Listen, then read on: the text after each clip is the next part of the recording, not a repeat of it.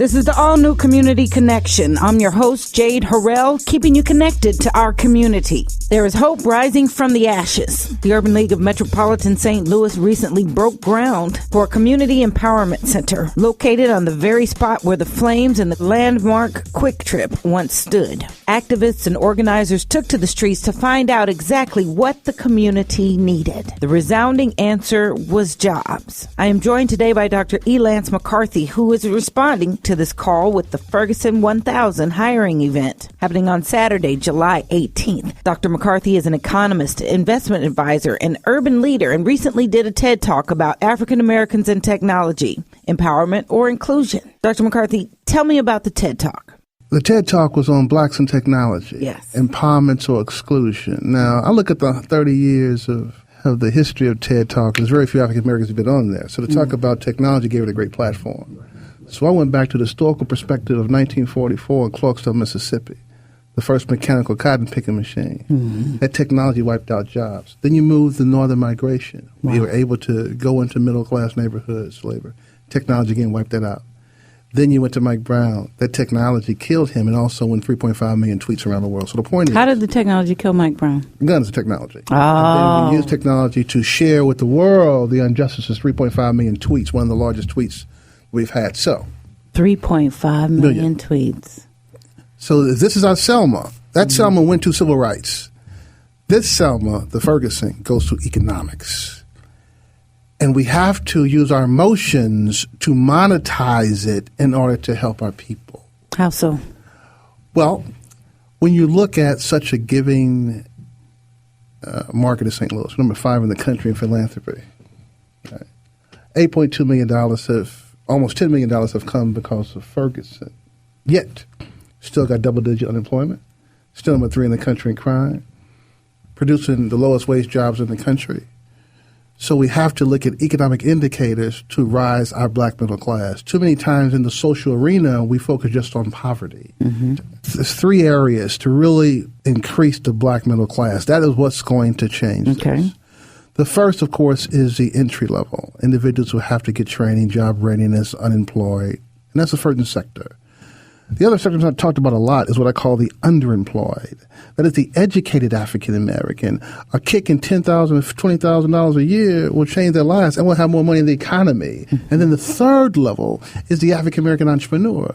If you increase African American businesses, you then create more jobs. Mm-hmm. So it has to be a totality of 3 sections. Mm-hmm. to really create a true black middle class, which helps the entire economy, and therefore people are more apt to move our people forward. And that's so how does the black middle class solve this?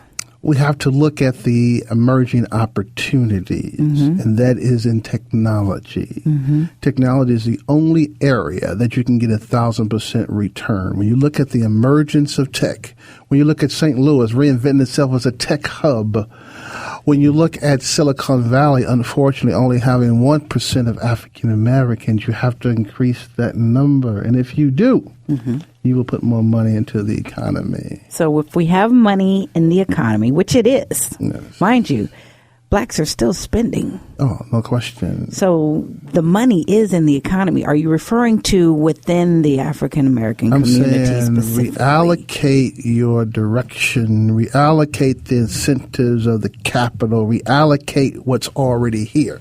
Now, as an economic development specialist, the history of economic development was geared toward going to cities and bringing people to your city and using tax incentives.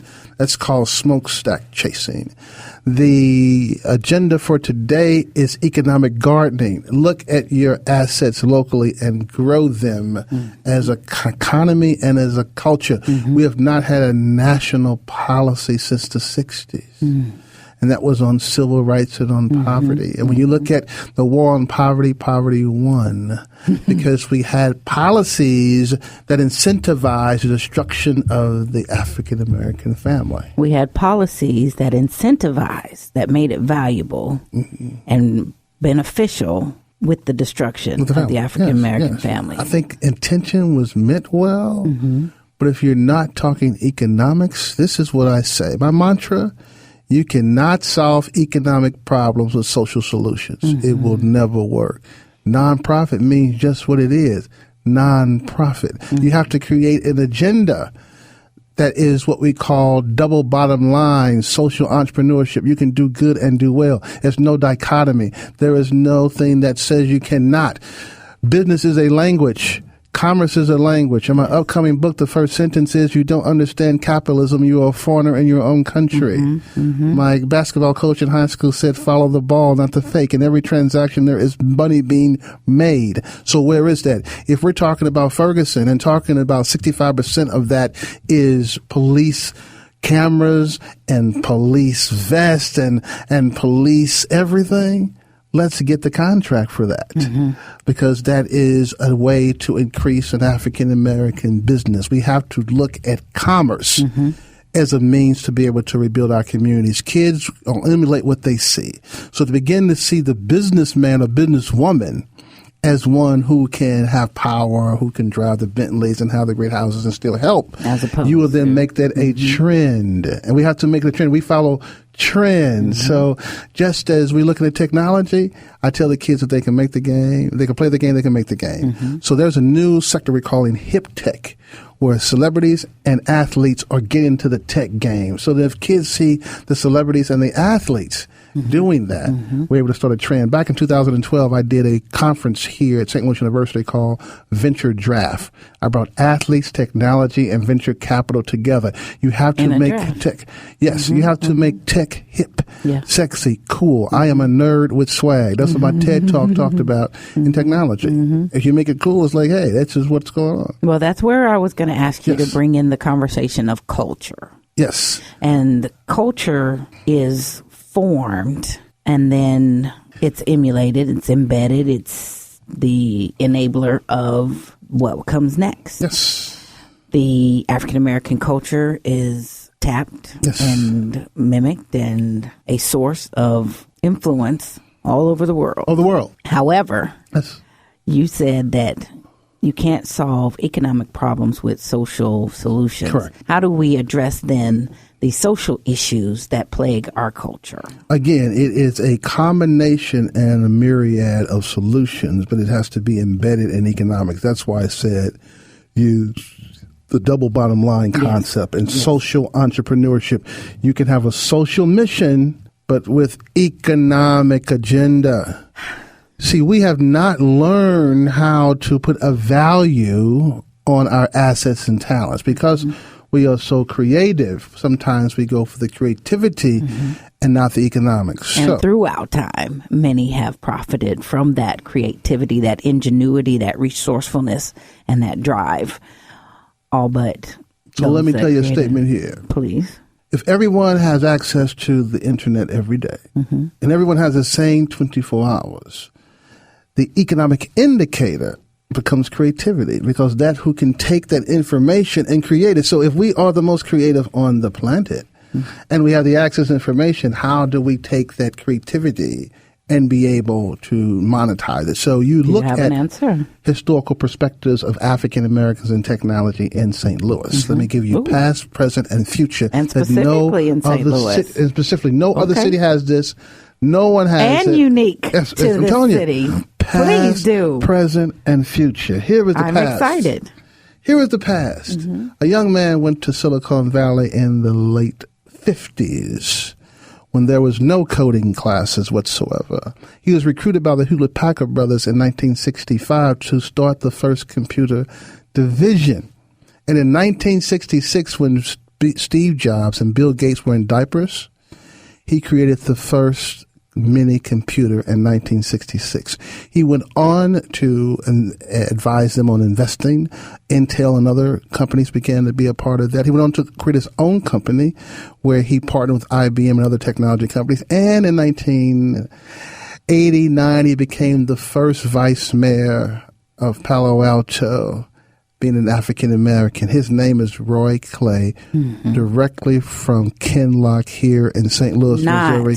He Kinloch, is the godfather godfather of Silicon Valley, the black godfather of Silicon Valley from Kinloch, Missouri. Now, you move to present. Okay. Of course, we know the largest black business in the country is Worldwide Technology with Dave Stewart.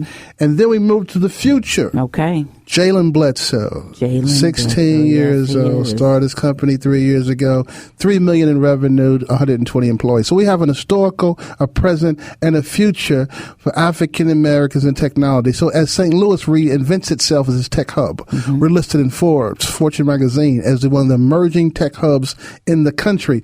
We then use this ecosystem, this tech ecosystem, and become a part of it and make diversity profitable and a priority. We then can close the digital divide.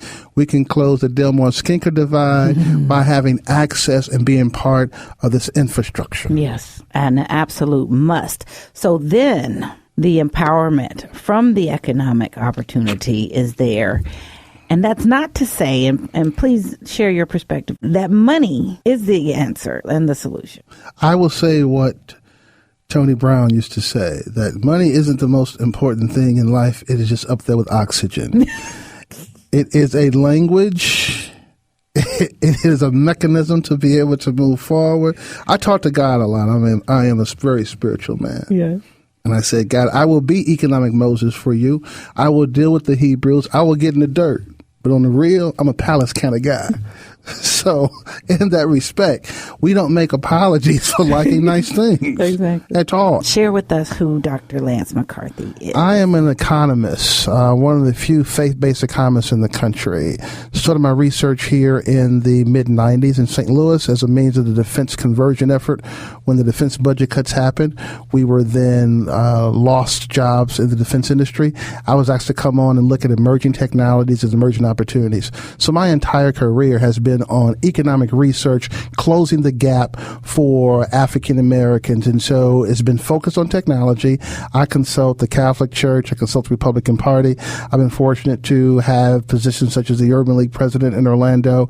I have done quite a bit on the social entrepreneurship agenda, but my focus has always been, how do I close the gap in economic empowerment for African Americans with an economic slant, particularly referencing on social entrepreneurship. Absolutely. Now, a faith-based economist. Yes. How do you incorporate faith, and is there a conversation about tithes? I truly believe that it is the African American church that will turn this country around. The African American church. We have 65,000 black churches in this country, 25 million members, putting 65 million every Monday in someone else's bank. We need to create 100-year plans. We need to create an assessment of who's on the pews. We need to create for-profit divisions.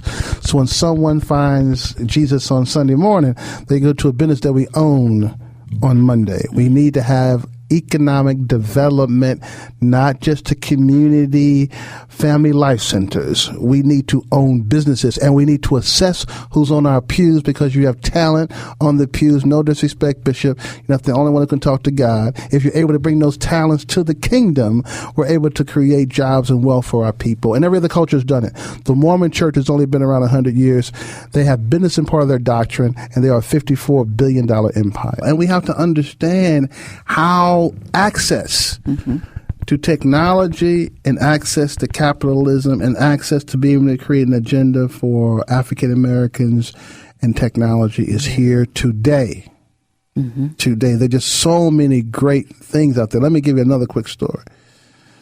I met a gentleman last year, told me that he was a lawyer in Palo Alto, and about 15 years ago, two young guys came to him and wanted to do a service provider called Google.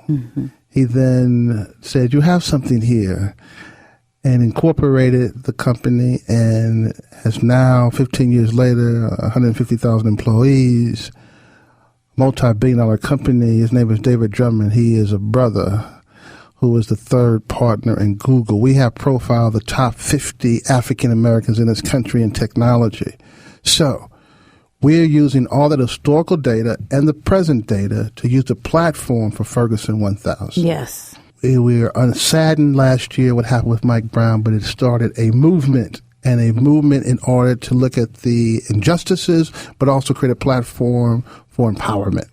And so we decided to quantify an agenda to be able to create 1,000 jobs in Ferguson, but then also to be able to take that platform and expand past 1,000 and use this platform to go nationwide. Will these 1,000 jobs be in the 3 sectors that you talked about? Yes, entry level, entrepreneurs, as well as the professional middle class. Yes.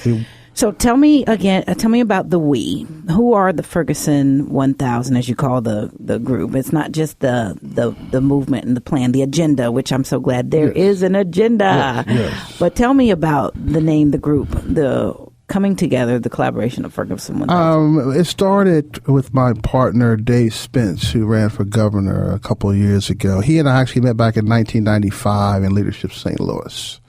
And so when he decided to run for governor, I came on his campaign to assist in minority outreach. And then when the Ferguson unrest happened, he called me and said, I'm sad and looking at my city. How can I do something? So we need to focus on jobs. So we invited about 25 black leaders to his home and said, here are the ideas. Let's talk about it. Let's look at some solutions, look at some problems. And we put paper all around his house, wrote things of that nature, and hence Ferguson 1000 was born. And so 7 months into this, we have put together about 60 corporations who are working with us, about 25 community organizations. We meet every Monday, 2 Mondays inside Ferguson, and the other 2, we move around the corporations. We go in and meet with them and talk to them about what their ideas are and how we can help them and how we can move this agenda forward. Of course, my focus is on technology, but we deal with all kinds of companies. We've been very fortunate to be invited to Harvard last December to talk about these issues. We were a lead funder in the Boys and Girls Club that's going to be built in Ferguson. We had a hiring event back in February where we had 17 companies. 9 people were hired on the spot. That's why we call it a hiring event versus a job fair. 27 interviews that week from that perspective. Immediately when it first happened, the unrest, since Dave is a plastic guru, we went out and gave plastics to businesses to put on their doors as opposed to wood. So we could say businesses open. We're here to do that. We have partnered with quite a bit of organizations in town. We hosted the Urban League Save Our Sons graduation twice. We hired individuals from that to show people how they can walk into a business and literally see a business, because people don't get a chance to do this. We did business field trips. We were fortunate to give a report back in March at St. Louis University on the things that we have done and accomplished.